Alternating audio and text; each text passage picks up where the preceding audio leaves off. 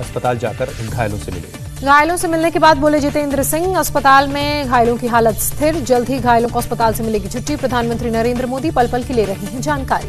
जितेंद्र सिंह ने कहा, लोगों में नए साल के मौके पर दर्शन का ट्रेंड है। श्रद्धालुओं की संख्या को देखते हुए दर्शन के लिए लेना पड़ेगा तकनीक का सहारा।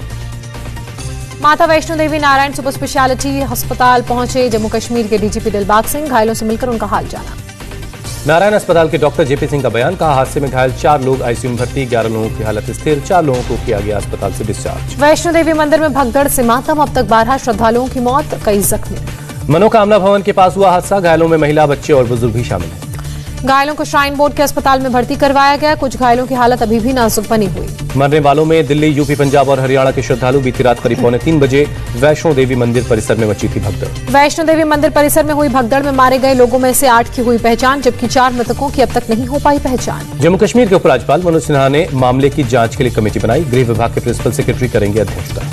घटनास्थल पर बड़े पुलिस अधिकारी पहुंचे, सीसीटीवी फुटेज की हो रही है जांच। वैष्णो देवी हादसे पर डीजीपी दिलबाग सिंह का बड़ा बयान, कहा कुछ भक्तों में आपस में बहस हुई, जिसके बाद धक्का मुक्की शुरू हो गई। डीजीपी दिलबाग सिंह का बयान, 2 पक्षों में धक्का मुक्की से भगदड़ मची, भवन में प्रवेश को लेकर हुआ था विवाद। चश्मदीद ने भीड़ को बताई हादसे की वजह, कहा थोड़ी जगह में बहुत सारे लोग इकट्ठा थे, जिसकी वजह से भगदड़ मची। एक महिला श्रद्धालु ने पुलिस पर खड़े किए सवाल, कहा पुलिस ने भीड़ पर लाठियां भांजी, जिसकी वजह से मची भगदड़।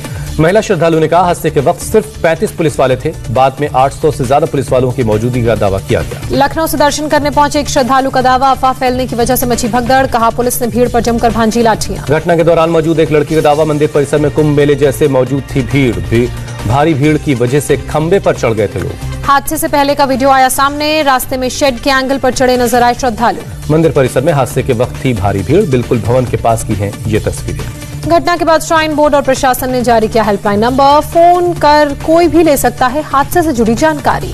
जम्मू कश्मीर के एलजी मनोज सिन्हा ने भगदड़ की घटना पर दुख जताया, हादसे में मारे गए लोगों के परिवार वालों के लिए 10-10 लाख और घायलों को 2-2 लाख की मदद का ऐलान किया। वैष्णो देवी हादसे पर प्रियंका गांधी का ट्वीट, लिखा मृतकों के परिजनों के प्रति गहरी संवेदनाएं, घायलों के जल्द स्वस्थ होने के लिए प्रार्थना। बीएसपी सुप्रीमो मायावती ने हादसे पर दुख जताया, कहा सरकार की लापरवाही से हुआ हादसा, जांच होनी चाहिए। वैष्णो देवी में 4 घंटे बाद यात्रा फिर से शुरू हुई, हादसे के बाद कुछ देर के लिए रोकी गई थी यात्रा। नए साल के मौके पर वृंदावन के बांके बिहारी मंदिर परिसर में श्रद्धालुओं की बड़ी लापरवाही, कोरोना नियमों का जमकर हुआ उल्लंघन। बांके बिहारी मंदिर से लापरवाही की तस्वीरें आई सामने, दर्शन के लिए बाउंड्री फांद कर नजर आए श्रद्धालु। हरियाणा की भिवानी में खदान में लैंडस्लाइड, हादसे में 2 मजदूर घायल, कई लापता, कई गाड़ियां मलबे में दबी। हादसे के बाद राहत बचाव कार्य जारी, घायलों को अस्पताल पहुंचाया गया। हरियाणा सरकार के मंत्री जेपी दलाल भी मौके पर पहुंचे। नए साल पर पीएम मोदी ने दिया किसानों को तोहफा, वीडियो कॉन्फ्रेंसिंग के जरिए पीएम ने जारी की किसान सम्मान निधि की 10वीं किस्त। किसान सम्मान निधि योजना के तहत खाते में 2-2 हजार रुपए ट्रांसफर, किसानों को सालाना 6,000 की मदद देती है केंद्र सरकार। इस कार्यक्रम के दौरान पीएम 351 एफपीओ को इक्विटी ग्रांट भी पीएम ने जारी की, 14 करोड़ रुपए की इक्विटी ग्रांट है। पीएम ने कहा नए संकल्पों के साथ आगे बढ़ना है, भारत के पास बड़े से बड़ा लक्ष्य प्राप्त करने की क्षमता।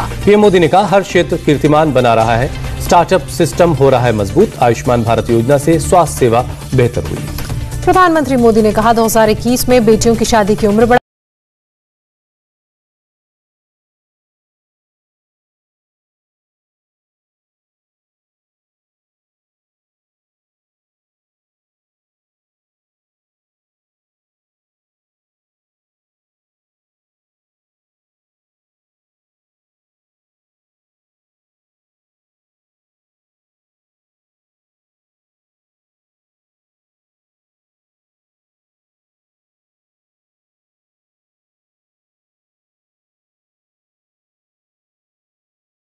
2021 में भारत ने सैनिक स्कूल बेटियों के लिए खोले। पीएम ने कहा भारत में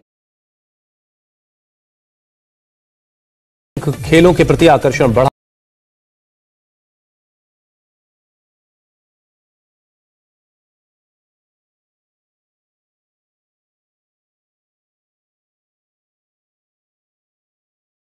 मेरठ में स्पोर्ट्स यूनिवर्सिटी बनेगी, कल स्पोर्ट्स यूनिवर्सिटी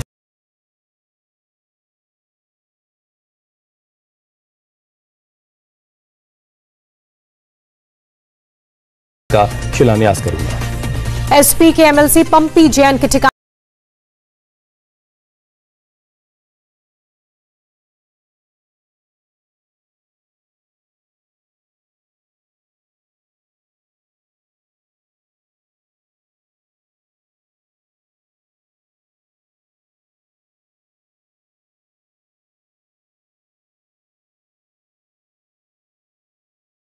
दुकानों पर पिछले 24 घंटे से आईटी की रेड जारी। सूत्रों का दावा, करोड़ों की टैक्स चोरी के मिले हैं सबूत। सूत्रों के मुताबिक अब तक की जांच में 150 करोड़ की टैक्स चोरी की बात सामने आई। छापेमारी के दौरान आयकर विभाग ने कई दस्तावेज जब्त किए हैं। मालिक मियां के ठिकानों पर छापे जारी। इत्र के कारोबार से जुड़े लोगों पर रेड मामले में टैक्स चोरी के सबूत मिले।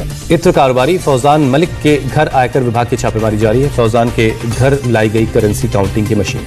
उत्तर प्रदेश चुनाव के लिए एसपी का बड़ा ऐलान। सरकार बनने पर 300 यूनिट घरेलू बिजली फ्री। किसानों को सिंचाई के लिए मुफ्त बिजली का वादा। मिशन यूपी में जुटे सीएम योगी आज रामपुर में करेंगे रैली। योगी रामपुर में कई विकास परियोजनाओं का शिलान्यास और लोकार्पण करेंगे। दोपहर 2:30 बजे होगा कार्यक्रम। सीएम केजरीवाल का मिशन पंजाब अस्थायी सफाई कर्मचारियों को स्थायी करने का वादा किया। सीवर साफ करने वालों को मशीन उपलब्ध करवाने के लिए भी कहा। सीएम केजरीवाल ने बच्चों के लिए अच्छी शिक्षा का वादा किया। साथ ही संत समाज की श्राइन बोर्ड की मांग को लेकर भी बात की। श्रीनगर में नजरबंद किए गए महबूबा मुफ्ती और उमर अब्दुल्ला। घर के बाहर बढ़ाई गई सुरक्षा। डीलिमिटेशन पर किया था प्रदर्शन का ऐलान। घर के बाहर जुटे पीडीपी और एनसी कार्यकर्ताओं ने निकाला विरोध मार्च। जमकर नारेबाजी हुई। कहा, शांतिपूर्ण प्रदर्शन का हक नहीं देना, तानाशाही। कोविन ऐप पर शुरू हुआ 15 से 18 साल के बच्चों के वैक्सीनेशन का रजिस्ट्रेशन। 3 जनवरी से लगेगा टीका।